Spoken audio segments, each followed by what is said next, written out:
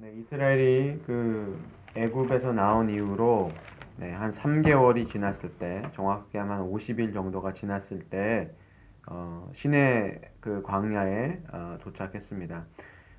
사실은 이 장소가 어, 그 모세가 하나님을 만난 어떤 그 지역으로 볼 수 있어요. 그래서 하나님께서 다시 모세를 여기로 다시 오게 하시겠다고 그때 약속해 주셨는데 모세가 이제 그 애굽에서 그 이스라엘 민족을 데리고 와서 자기가 하나님을 만났던 그 지역으로 다시 이제 돌아온 상황이죠.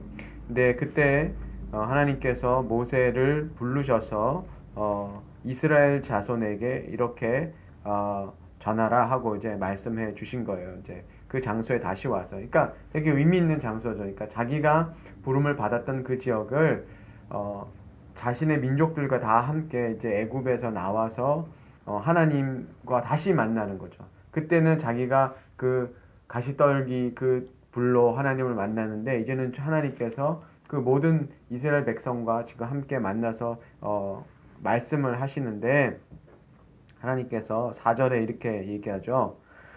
이스라엘 백성들에게 이렇게 말하라 이렇게 말씀하시고 내가 어떻게 독수리 날개로 너희를 업어 내게로 인도하였음을 너희가 보았느니라.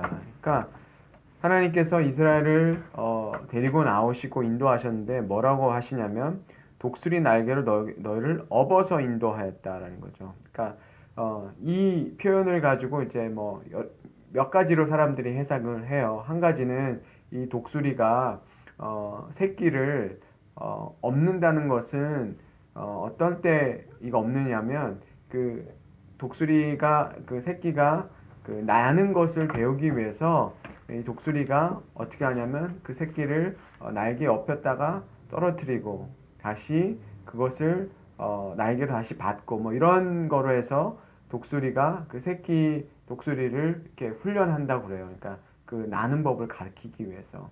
그런데 한편으로는 또 하나님께서 그 새끼를 그 업어서 인도하시는 그쵸 그런 그 모습으로 나타나고 있거든요.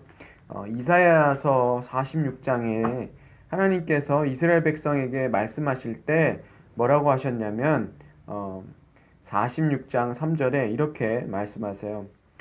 야곱의 집이여 이스라엘 집에 남은 모든 자여 내게 들으라. 그러니까 이스라엘 백성에게 말씀하시는데 배에서 태어남으로부터 내게 안겼고 태에서 남으로부터 내게 업힌 너희여 너희가 노년에 이르기까지 내가 그리하겠고 백발이 되기까지 내가 너희를 품을 것이라. 내가 지었은즉 내가 업을 것이요 내가 품고 구하여 내리라. 저는 이 말씀이 참 마음에 와 닿았어요. 사실은 이 출애굽기의 이 말씀 4절의 말씀을 보면서 이 이사야서 46장에 보면 하나님께서 그 이스라엘 백성을 배에서 태어나면서부터 하나님께서 안으셨다라고 표현했어요. 그러니까 어머니 같이 안았고 그 다음에 내게 업힌 너희여. 그러니까 업어서 키웠다는 거죠. 그러니까 성경에 자꾸 하나님을 아버지 이런 이미지로 얘기하잖아요. 그런데 하나님은 그 자녀를 돌보는 그런 표현을 쓸 때는 그 어머니의 모습으로 표현을 하세요. 그래서 태어났을 때부터 안았고 그 다음에 커서는 업어서 키우고 어머니 같은 그런 모습이죠. 그리고 너희가 노년에 이르기까지 내가 그리하겠고. 이거 무슨 말이에요? 우리가 한 민족을 사람에 비유하면 태어났을 때부터 안았고 업어서 키우고 나이가 들어서도 어떻게 한다는 거예요? 예, 너희를 업고 가시겠다는 거잖아요. 너희를 품을 것이요 내가 지었은즉 내가 업을 것이요 내가 품고 구하여 내리라. 이게 하나님의 마음이라는 거죠. 그러니까 우리가 나이를 먹고 그렇게 해도 하나님 앞에서는 우리가 그런 아이의 모습이고 우리가 그런 이렇게 하나님이 우리를 보호하시고 우리를 인도하신다는 거죠. 하나님의 자녀로. 그러면 이 말씀을 이렇게 생각해 보니까 우리가 나이가 먹고 신앙이 자라는 것 같지만 하나님을 우리가 이해하면 얼마나 이해를 할까? 하나님을 우리가 안다고 하면 얼마나 알까? 그런 생각이 들어요. 그러니까 하나님은 이스라엘 향해서도 그렇게 말씀하셨잖아요. 너희는 내가 노년이 될 때까지도 어떻게 된다는 거예요? 업고 안고 그렇게 가야 되는 그런 존재라는 걸 알게 되는 거죠. 그러니까 우리가 신앙도 이 벼가 익으면 고개를 숙이듯이 우리가 신앙생활을 하면 할수록 사실은 우리가 하나님 없이는 안 되는구나. 오히려 우리의 그 연약한 모습을 더 발견하게 되니까 그래서 우리가 더 하나님을 의지할 수밖에 없고 그 하나님을 더 사랑할 수밖에 없는 거죠. 그 하나님의 은혜를 더 깨닫게 되는 거죠. 오히려 우리가 뭐 말씀을 안다고 하고 신앙의 연수가 더한다고 해서 우리가 뭔가 이루어 놓은 것 같고 뭔가 이게 깨달음을 많이 얻은 것 같고 그렇게 교만할 게 아니라 오히려 우리가 하나님 앞에서 우리가 하나님의 은혜가 없어서는 안 되는 사람이구나. 이 노년이 됐을 때도 그러니까 우리가 의지할 수 있는 분이 하나님이라는 거죠. 하나님은 바로 우리를 그렇게 안으시고 업으시고 그런 하나님이시잖아요. 우리가 잘 아는 이야기 중에 그런 게 있죠. 어떤 사람이 꿈을 꿨는데 그 주님과 이렇게 걸어가는 그 모습을 환상으로 봤는데 어느 순간 갔더니 발자국이 4개가 있다가 발자국이 2개밖에 없었다. 그래서 그 사람이 화가 나서 가만히 생각해 보니까 그때는 자기가 제일 어려웠던 때인데 왜 발자국이 2개밖에 없냐. 하나님 나랑 함께 하신다 그러더니 이 제일 힘들었을 때는 그때 주님이 그렇게 말씀하셨다 그랬죠. 그때 내가 너를 업고 갔다. 그런데 성경의 말씀은 어떤 거예요? 오히려 처음부터 우리를 업고 가시는 하나님으로 표현하신 거죠. 우리가 나이를 먹어서도 하나님은 우리를 업으셔야 되는 그런 사람이라는 거예요. 생각해 보세요. 부모가 돼서 정말 어린 자녀를 업어서 나이가 허리가 휘도록 그 자녀를 업어야 되는 그 부모의 그런 분들을 이야기들을 보잖아요. 자녀가 어떤 장애가 있거나 어려움이 있어서 정말 그 허리가 굽은 그 노모가 그 아이를 그 자녀를 흰머리가 났어도 그것을 보살피는 그런 모습을 보면 우리가 애틋한 마음이 있잖아요. 근데 주님이 우리를 보실 때 그런 애틋함으로 보신다는 거죠. 우리의 상태를 아시니까 그만큼 주님이 우리를 정말 영적으로 태어났을 때부터 오히려 우리가 주님을 알지 못했던 그때부터 하나님은 우리를 이끌어 가시고 우리를 업으시고 우리를 정말 하나님 나라로 인도하신다는 그것을 주님 스스로 이렇게 말씀해 주시는 걸 보게 돼요. 이스라엘 백성들이 애굽에서 나올 때 얼마나 불평하고 그렇게 했습니까? 근데 주님께서는 이렇게 한마디로 하시잖아요. 내가 너희를 업어서 여기까지 데려왔다. 그러니까 투정하고 불평하고 그래도 하나님이 그 이스라엘 백성들을 업으시고 데리고 나오셨다는 것이죠. 이스라엘 백성이 한 게 아무것도 없다는 거예요. 이렇게 보면 하나님이 이렇게 말씀하실 때 이렇게 생각하면 그럼 우리는 뭐지? 우리는 하나님 앞에서 도대체 뭘 할 수 있는 거야? 그런 생각 하잖아요. 하나님 업어 가셨다면 그러면 우리는 과연 하나님께 어떻게 해야 되는가 한 생각을 해보게 됩니다. 주님이 그냥 겉으로 하시는 말씀 아니실 거고 우리에게 내가 너네 노년이 돼서 흰머리가 날릴 때 그때도 내가 너희를 안고 가야 돼. 내가 너를 업고 가야 돼. 그게 너야. 사실 맞는 것 같아요. 지금 저도 생각해보면 예전에는 뭔가 하나님을 위해서 뭘 할 수 있다라고 이렇게 생각했는데 나이가 들면 들수록 내가 해놓은 게 과연 하나님께 얼마나 보탬이 됐을까? 내가 주님을 위해서 뭘 한다고 했는데 그게 얼마나 보탬이 됐을까? 오히려 하나님이 나를 업어주셨구나. 하나님이 오히려 나를 안아주셨구나. 나를 정말 이렇게 이 말씀처럼 나를 정말 주님이 내가 노년이 돼도 하나님이 이렇게 업고 가시는 그런 존재구나 하는 생각이 사실 들었어요. 그러면 내가 그 주님께 할 수 있는 게 뭘까? 내가 주님께 도대체 뭘 할 수 있을까? 생각을 해보게 돼요. 이 말씀을 보면서.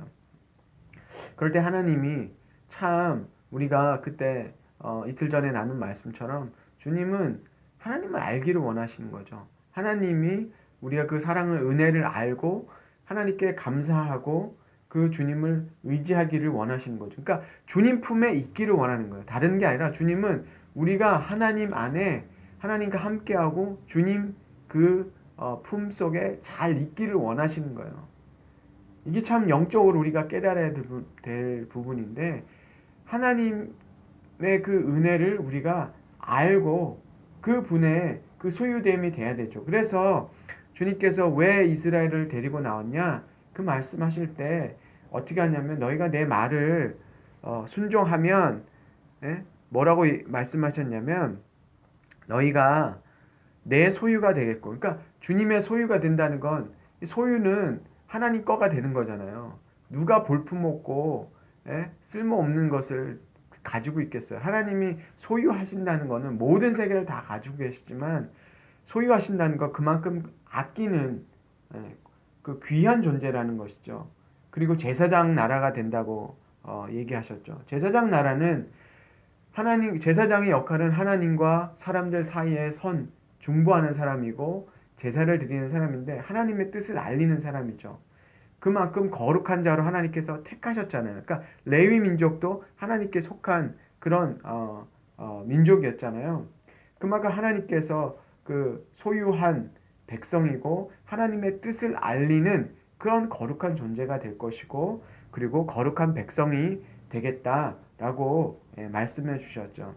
그래서 베드로전서 2장 9절 10절에는 이렇게 말씀하시죠. 너희는 택한 족속이요 왕같은 제사장이요 거룩한 나라요 그의 소유된 백성이라. 이 말씀을 가지고 다시 사도 베드로가 우리가 예수 그리스도로 인해서 이런 존재가 됐습니다 라고 얘기할 때 왜 그렇게 하셨냐면, 그의 기이한 빛에 들어가게 하신 자의 아름다운 덕을 선전하게 하심이라. 그러니까 하나님의 그 선하심을 알리는 사람으로 우리를 만드셨다는 거죠. 우리는 선하지 않지만. 그래서 우리가 오늘 본 그 말씀에 보면 그 뒤에 하나님이 그 말씀을 하시고 우리가 가까이 오지 못하게 하시잖아요. 그 정하신 그 계획, 어떻게 하나님께 올 수 있는지에 대해서 얘기하시잖아요. 뭐 옷을 빨고 그런 그 정결하게 되는 것에 대해서 말씀하시잖아요. 그러면 이게 두 가지가 지금 한 그 성경에 있는데, 우리를 자녀처럼 이렇게 하시는 그 아버지 하나님으로의 모습, 그쵸? 우리를 보살피는 어떤 어머니 같은 그런 그 부모된 하나님 아버지의 모습을 보는데, 또 다른 한편으로는 우리가 거룩하지 못하기 때문에 가까이 오지 못하게 하시는 그거를 또 보잖아요. 그럼 약간 상반되잖아요.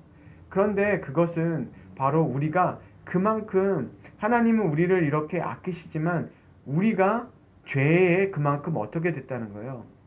심히 우리가 죄인 됐다는 것을 또 우리는 알게 되는 거죠. 이 두 양면이 있는 거죠. 우리가 왜 그렇게 하냐? 하나님은 거룩하신 하나님이시기 때문에 우리가 하나님을 우리 스스로 하나님 앞에 나갈 수 있는 그런 사람들이 아니라는 것을 성경에서 우리에게 얘기해 주시는 것 같아요. 그래서 우리가 우리 자신을 거룩하게 하고 하나님이 정하신 그 것에 따라서 하나님을 만날 수 있는 어떤 그런 모습으로 우리를 보여주고 있어요. 그래서 이 다음부터는 하나님께서 우리가 어떻게 살아야 되는지에 관한 그 계명의 말씀, 그래서 하나님의 나라의 백성이 되는 그 말씀을 하셨잖아요. 내 언약을 지키면, 내 말을 잘 지키면 내 소유가 되겠고 내 제사장이 되겠고 거룩한 백성이 되겠다라는 그 말씀을 해주셨는데, 그것에 관해서 그 말씀을 그 뒤에서부터 앞으로 이제 주시는 거거든요. 그런데 그 많은 계명을 주시고 이렇게 해야 된다, 십계명도 주시고 하셨는데 사실은 이스라엘 백성이 그걸 못 지켜요. 미리 말씀하면 그래서 하나님 그 말씀을 주신 계명을 주신다고 했는데 그 사이에 우상을 만들어서 하나님을 저버리잖아요. 그러니까 그게 우리의 모습이라는 거죠. 우리가 우리 스스로 하나님을 사랑할 수 있는 사람이 아니라는 것을 하나님은 너무나 잘 아시기 때문에 우리가 거룩하지 못한 우리가 우리 마음대로 하나님을 만나러 나가서는 죽을 수밖에 없다라는 것을 얘기해 주신 거예요. 그래서 그거의 그 안전장치가 뭐죠? 그게 바로 제사제도예요. 우리는 우리의 그 죄가 많고 하나님을 순종할 수 있는 그런 순종하는 자녀가 아니라 불순종할 수밖에 없는 사람이라는 거를 그 계명을 통해서 더 분명하게 나타내 주시는 거죠. 그래서 우리 마음에 이런 생각이 들죠. 하나님, 내가 나이가 몇 갠데요. 이제 인생 알 만큼 알고요. 저도 인생 좀 알아요. 그렇게 우리가 생각한다고요. 예? 만약에 우리가 오늘 이 이사야서의 말씀 46장의 말씀은 나이가 들어도 내가 업어서 너희들 데려가야 돼, 인도할 거야 하면 어떤 사람들이 그러죠. 내가 나이가 먹겠는데 내가 인생을 살면 저도 잘 알아요. 이렇게 얘기한다고요. 우리는 우리 스스로 우리 인생을 책임질 수 있을 것 같이 얘기하지만 우리는 결국 그 하나님의 말씀을 주신 계명들을 우리가 지키려고 하지만 지키지 못한다는 것을 오히려 아는 거죠. 그게 율법을 우리에게 주신 이유라고 말씀하시잖아요. 우리는 철저하게 우리가 하나님의 은혜가 없이는 하나님을 믿을 수도 없고 하나님의 자녀로 살 수도 없고 우리는 하나님의 은혜가 필요한 그런 사람들입니다 라는 것으로 우리는 결론되게 돼 있어요. 그래서 그 예수님의 은혜로 인해서 바로 사도 그 베드로가 그렇게 얘기하는 거죠. 그 예수 그리스도의 피로 인해서, 다른 게 아니라 우리 공로가 아니라 예수 그리스도의 피로 인해서 하나님의 소유가 됐고 하나님께 속한 자가 됐고 제사장 나라가 됐고 거룩한 백성이 되어서 이제 우리가 할 수 있는 건 하나님의 그 아름다운 선하심을 전하게 하려 함이라. 우리 뭘 전할 수 있다는 거야? 그러면 우리가 전할 수 있는 선함이 뭡니까? 우리가 뭔가 잘하는 일을 해서 선함입니까? 그게 아니라 우리가 전할 수 있는 선함은 바로 예수 그리스도밖에 없다라는 거로 답이 나오잖아요. 네. 우리가 할 수 있는 일, 우리가 어쩌면 드러낼 수 있는 가장 하나님을 잘 선하게 드러내는 건요, 하나님 품에 잘 있는 거 그거밖에 없는 것 같아요. 이거를 잘 오해하시지 마시고 정말 하나님 은혜 가운데 잘 있는 거, 그게요 하나님 정말 원하시는 거예요. 하나님 품에 사역자라고 하지만요, 그게 제일 어려운 게 뭔지 지금 생각해 보면 거룩을 지키는 거, 그게 어려운 거예요. 거룩하게 사는, 거룩을 지켜는 거. 다른 거룩, 뭔가 우리가 잘해서 거룩을 지키는 게 아니라요, 하나님이 입혀주신 거룩한 옷 그것만 잘 깨끗하게 하고 있어도요, 우리가 하나님의 그 거룩하심을 드러내는 그것만 해도요, 우리가 세상에서 이렇게 욕먹지 않을 거예요. 아마 교회가 뭐 잘하려고 안 하고요, 그냥 우리는 하나님 앞에서 아무 존재도 아닙니다. 그리고 하나님 은혜 잘 누리고 거기에 감사하는 그 생활만 잘했어도요, 지금 이 세상에 교회가 이렇게 욕먹지도 않았을 거고요. 우리가 그렇게만 잘했어도요, 사람들이 우리를 볼 때 하나님의 은혜가 저런 거구나, 저 사람 속에 있는 하나님의 은혜가 저런 거구나 라는 것만 알아도요, 사람들이 아마 예수님을 잘 믿었을 거라는 생각이 더더욱 깨닫게 됩니다. 우리가 오늘도 이 말씀을 잘 묵상해 보면서 하나님의 은혜 속에 잘 있어야겠구나, 하나님의 거룩을 잘 지키는 삶, 그것이 정말 하나님 품에 잘 안겨 있는 것, 그게 하나님을 정말 도와드리는 거구나 하는 그런 깨달음이 정말 있으시기를 주님의 이름으로 축원합니다.